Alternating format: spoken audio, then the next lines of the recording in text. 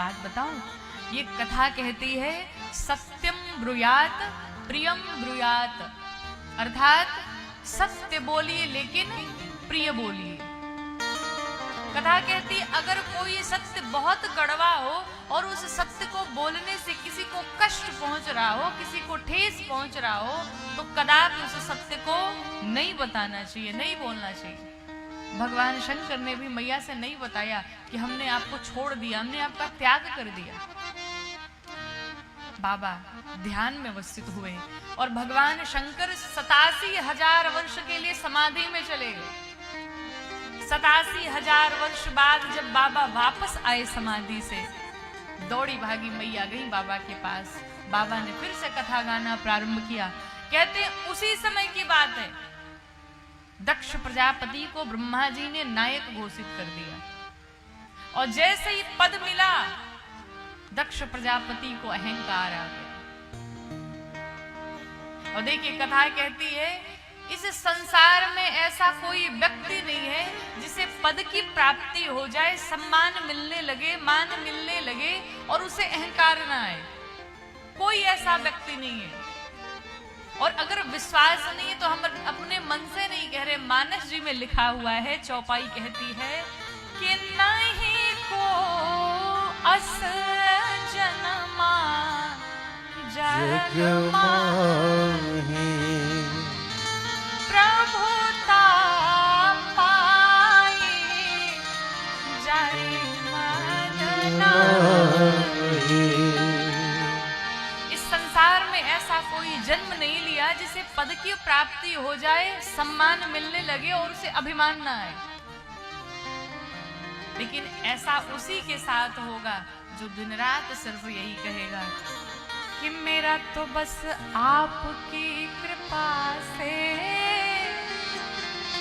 सब काम हो रहा है।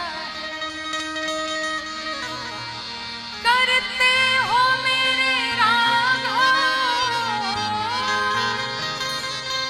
करते हो तुम कन्हैया, मेरा नाम हो रहा है। मेरा तो बस आपकी कृपा से सब काम हो रहा है।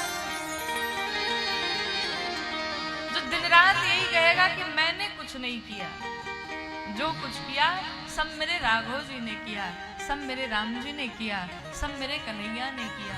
जो दिन रात ये कहता चलेगा उसके जीवन में कभी अहंकार नहीं आ सकता, कभी मद नहीं आ सकता।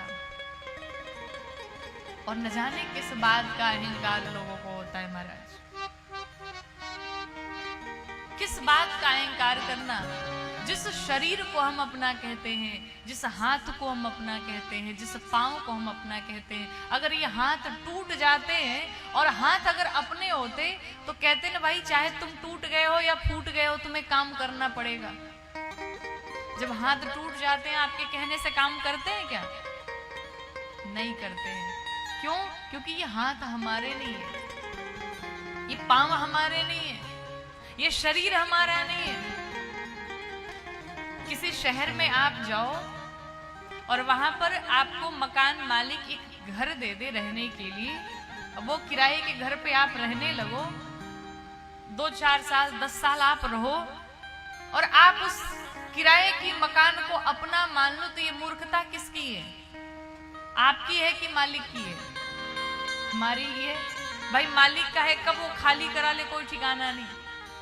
उसी प्रकार से ये किराए की मकान मिली है, किसी को 20 साल के लिए, किसी को 50 साल के लिए, किसी को 70 साल के लिए। लेकिन इस किराए की मकान को हम अपना मान बैठे तो वो मालिक ऊपर बैठा है ना, उसका जब ऑर्डर आ जाएगा भाई खाली करो, निकलो यहाँ से, जाना पड़ेगा,